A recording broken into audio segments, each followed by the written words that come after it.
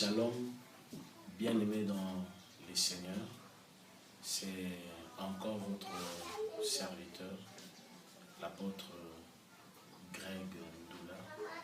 Je reviens avec cette deuxième vidéo depuis que nous sommes obligés de ne pas nous réunir dans nos cultes, dans nos lieux habituels de culte, je voulais dire.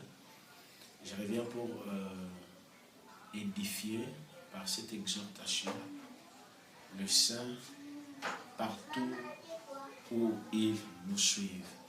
Je trouve que c'est très important que nous précisions certaines choses en ces moments de grande confusion au sein de tout le monde, en ces moments où les gens s'interrogent, qu'y a-t-il?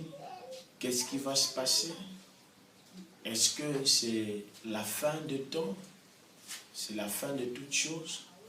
C'est pour nous une obligation en tant que ministre de la parole afin de préciser cela et de faire une lecture prophétique avec nos amis qui nous suivent de partout dans le monde afin que la lumière jaillisse à eux et qu'il n'y ait point de confusion. Pour aujourd'hui, nous amenons un sujet. Le sujet est intitulé « Les serviteurs fidèles et prudents ». Nous avons tiré ce sujet dans le livre de Matthieu, chapitre 24, à son 44e et son 45e verset. Je lis au nom du Seigneur Jésus-Christ. Amen. Il est écrit « C'est pourquoi vous aussi tenez-vous prêts, car le Fils de l'homme viendra à l'heure où vous n'y pensez pas. Quel est donc les serviteurs fidèles et prudents que son maître a établis sur ces gens pour leur donner la nourriture au temps convenable. » Comme si je peux ajouter, heureux ces serviteurs que son maître à son arrivée trouvera faisant ainsi. Alors, comme je rappelais au départ que notre sujet s'intitule « Les serviteurs fidèles et prudents ». Le Seigneur Jésus, dans ses habitudes, parlant à ses interlocuteurs, il dit « Quel est donc ces serviteurs fidèles et prudents que son maître a établi sur ces gens pour leur donner la nourriture au temps convenable ?» Je tiens avec nos amis que le serviteur ici dont parle le Seigneur Jésus doit être fidèle d'abord et prudent ensuite. C'est ça la lecture prophétique, parce que le serviteur fidèle, c'est celui qui respecte la doctrine. Il est fidèle par rapport à la saine doctrine et il est prudent parce qu'il a la lecture de la prophétie. Il a la lecture de faits prophétiques. Donc, je répète avec nos amis, le serviteur est d'abord fidèle. C'est quelqu'un qui est assis dans la saine doctrine, notamment la parole, prêchée par les saints apôtres et prophètes. C'est aussi un serviteur prudent. Prudent, ça signifie il sait lire les signes du temps. Et celui-là saura donner la nourriture au temps convenable. Nous voyons plusieurs cacophonies aujourd'hui, où avec ce qui se passe, notamment avec cette pandémie, où tout le monde veut expliquer le rôle, la place de cette pandémie dans les Écritures. Vous entendez à gauche, à droite, on parle même de fléaux. On dit aussi que ça fait partie des sceaux. J'aimerais répéter avec nos amis, les saints qui sont en train de nous suivre, que cette pandémie n'est pas à placer parmi le sceau ou le fléau, ou même les trompettes, qui du reste sont les jugements de l'Éternel sur la terre. Non, quand nous avons une bonne lecture de Apocalypse chapitre 4, nous voyons déjà dans Apocalypse chapitre 4, l'apôtre Jean est en train de dire, puis j'ai entendu une voix comme le son de la trompette et qui me dit monte. Le fait de dire Jean monte, il s'agit de l'enlèvement. Donc Jean représente tout un peuple et quand on lui dit monte, ce peuple est enlevé. C'est l'enlèvement et vous allez voir que à partir de là, il va voir comment les êtres célestes se prosternent devant l'agneau. C'est l'adoration de l'agneau que Jean va voir, ce n'est qu'après cela, dans Apocalypse chapitre 6, où nous voyons que le cavalier viendra avec ses 4 couleurs, notamment, il vient avec la couleur blanche, il vient avec la couleur roux, il vient avec la couleur noire et il vient avec la couleur pâle.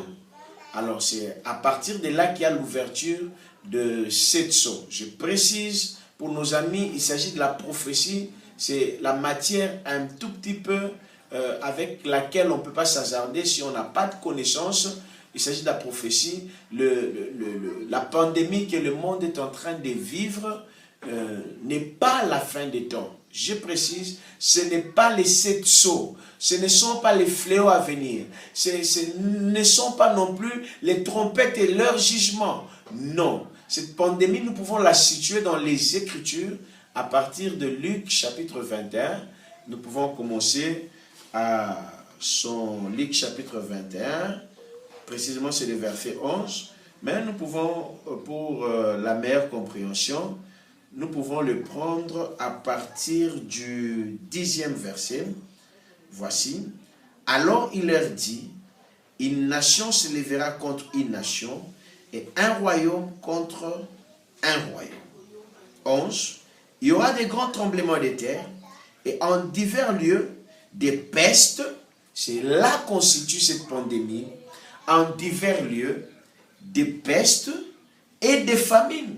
Croyez-moi, après cette pandémie, il y aura une grande crise économique qui va frapper la terre et la famine caractérisera toute la terre et aussi il y aura un taux de criminalité élevé. Croyez-moi, on n'a pas besoin d'entendre la voix de Dieu pour ça, mais à la lecture de la prophétie, après cette pandémie, nous allons vivre une grande crise, notamment qui sera peut-être pareille à celle de 2008, la crise mondiale, la crise économique qui était mondiale, mais nous allons aussi vivre un taux de criminalité qui sera élevé. Jésus l'avait déjà prédit.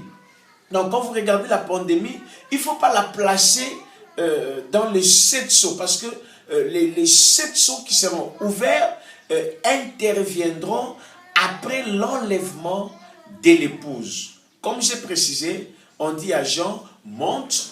Après qu'il soit monté, c'est alors que nous voyons l'ouverture des 7 sceaux et leur chute, notamment avec les 7 trompettes, qui sont des jugements de Dieu sur la terre. Bien-aimés dans le Seigneur, pour nos amis qui sont de prédicateurs, ceux qui annoncent la bonne nouvelle, le Seigneur Jésus a besoin en ces temps derniers des serviteurs qui soient fidèles et prudents.